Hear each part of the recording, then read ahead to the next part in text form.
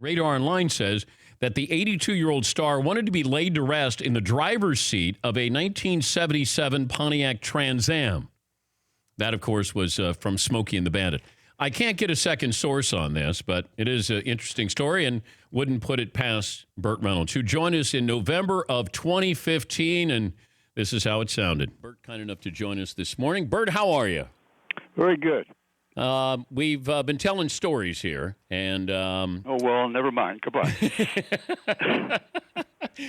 What's the one story you're asked about all the time, over all of them?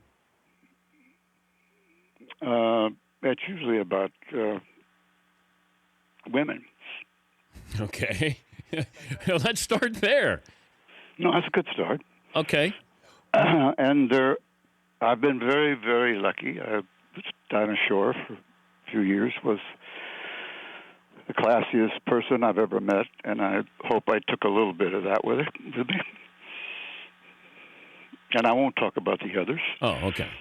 But back in the 70s, if I hung out with you in the 70s. Yes, you'd have been 11. No, I would have been about 14, but we still would have had fun. What would a weekend consisted of if we hung out Burt Reynolds mid-70s? If there was a football game on, we'd watch that. And if it went into evening time, I'm not going to put myself in a noose there with you. Okay. But if we're watching football, we have to watch Florida State, right? Yeah, well, of course. Yeah. How good were you at Florida State? Well, it's very difficult to talk about that because I got hurt. I was starting four games as a freshman, and I did well.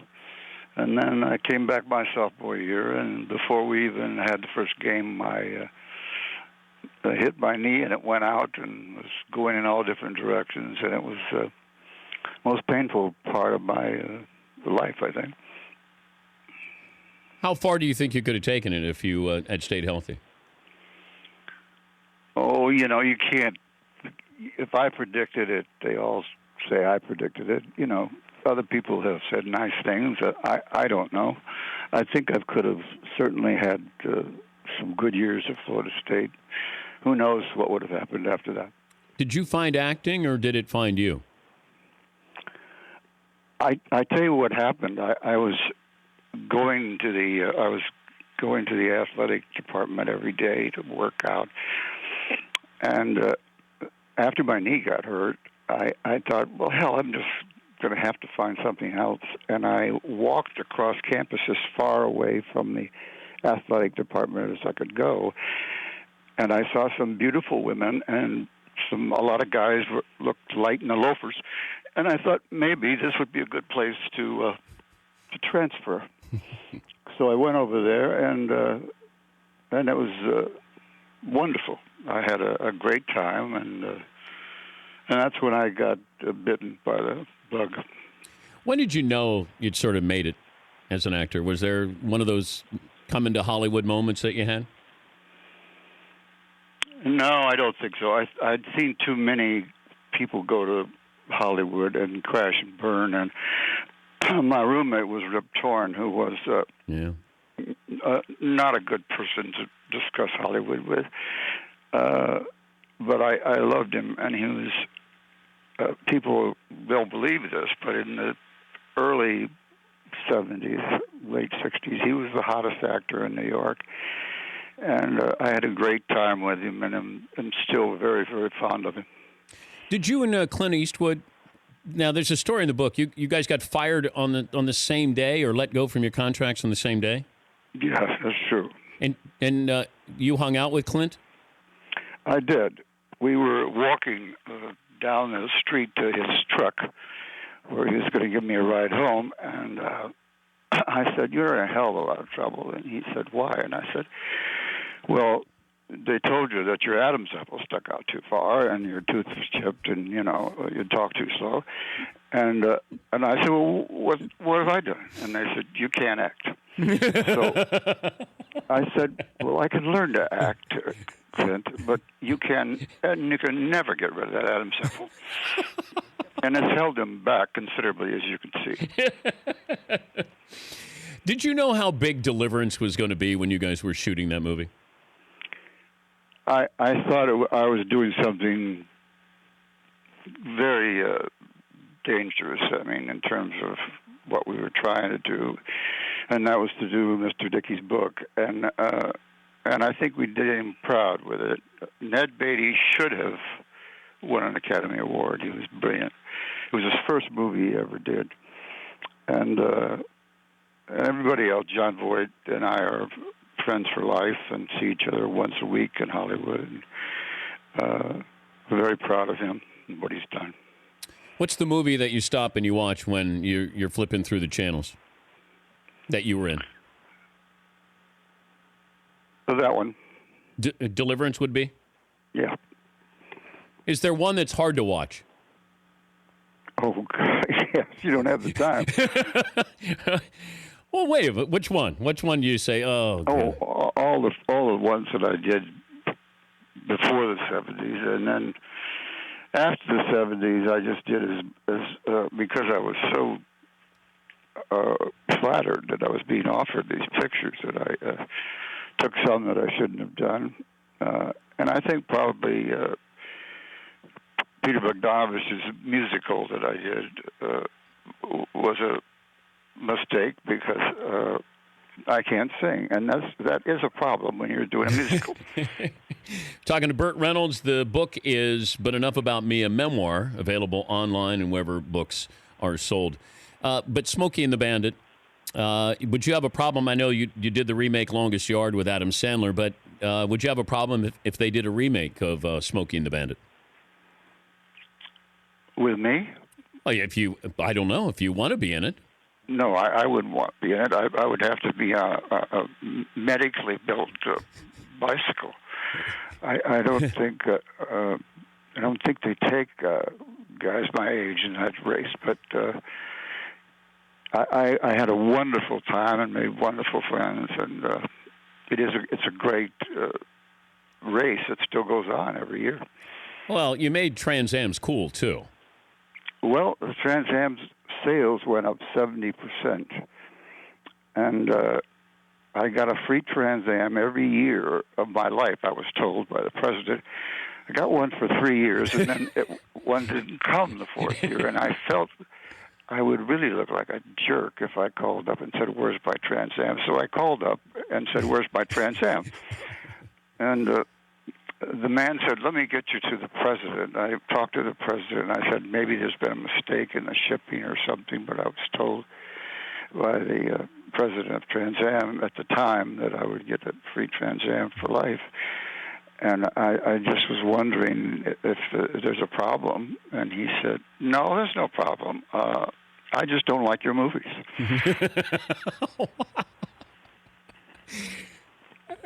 And then what'd you say? I was nonplussed. I didn't know what to say. There's nothing you can say to the president if he doesn't like your films, except get a job. How good was the movie Boogie Nights for your career, considering when you did it and your role in that you got nominated for an Oscar?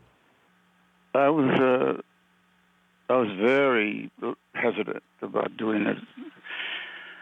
I turned him down about 6 times, but he kept coming back to the hotel and pushing and pushing and pushing.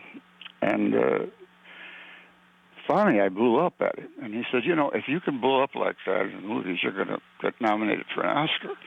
And I said, "You just stick around, and I will." And he did, and I was. But you read the script. I mean, even after you read the script, you said, "No, I don't want to do it." Yeah, I was concerned about the people that were involved in that profession. I wasn't. I think it just ruins women's career. Obviously, you can't do anything else and not have it being brought up. And I know all about things that are brought up 10 years after you do them. I was also curious when we throw out sex symbol now. You were sex symbol back in the 70s. How difficult is that to deal with that when you're labeled that? Well, it's very difficult to live up to when you're dating. When you're going with somebody for a long time, you can have a few laughs over it. And I was with a lady then who was wonderful and very understanding. It's just a silly label that you can, I suppose if you're George Hamilton, you can love it. Well, even these guys now who get sexiest man, People Magazine, sexiest man alive. Yes, I don't think I ever made that one. You did not. And I like the fact that you have a sense of humor about the Playgirl centerfold, where you said it was a little cold that day, I think. It was Cosmopolitan. Oh, Cosmopolitan. So it said it was a little cold that day. It was cold that day, and I really resented that fact. And I wanted the room heated up, but they didn't care. You should have demanded a reshoot there, Burt. Or, have somebody come in there and give me some heat here, please. Well, I did ask them to bring in something. The longest yard role, you wore number 22, which made you cool because quarterbacks don't wear number 22. But that was your jersey number, right? Now, you're old enough to know better. My favorite quarterback was Bobby Lane. Yeah. His number was 22. Oh, okay. I liked him off the field and on the field. I thought he was terrific. Oh, I thought that was your jersey number at Florida State. It was. Okay. Okay. That was for the same reason. Oh, all right. But did you do the football stunts? Did I do the football? All the stunts in longest yard? Yes, every one of them. And unfortunately, we had 4 Pro Bowl players on the defense who wanted to play kill the actor. And who got you? The star for the Green Bay Packers. Nitschke? Oh, yeah. Ray tackled me one time, and we went out of bounds. And I went through the bench and everything else. And I said, Ray, it's just a movie. And he said, not to me. And did he have his teeth out, his front teeth? Yes, he did. The fangs were very prominent. I'm surprised there wasn't blood dripping off there. The book is But Enough About Me, a memoir, Burt Reynolds. Burt, thank you for joining us, and good luck with the book. Thank you, Dan. I'm a fan, and tell my friends that if you keep doing more movies with Adam Sandler, I'm going to ask Adam why I only did one. It sounds sad to say or strange, but I'll put in a good word for you, Burt, if you want me to. It's not sad at all. How about we do a buddy film? That's perfect. You and me back in the car. We get the Bandit. We go across country. I'm in if you're in, Burt. I'm in. All right, there we go. We'll greenlight that. Great to talk to you again, Burt. Thank you. Okay. God bless you. All right, Burt Reynolds. The late Burt Reynolds passed away yesterday at the age of 82. But, man, sneaky sense of humor, personality, and you forget how big he was. Like, he was a big time star back in the 70s. He's the real deal.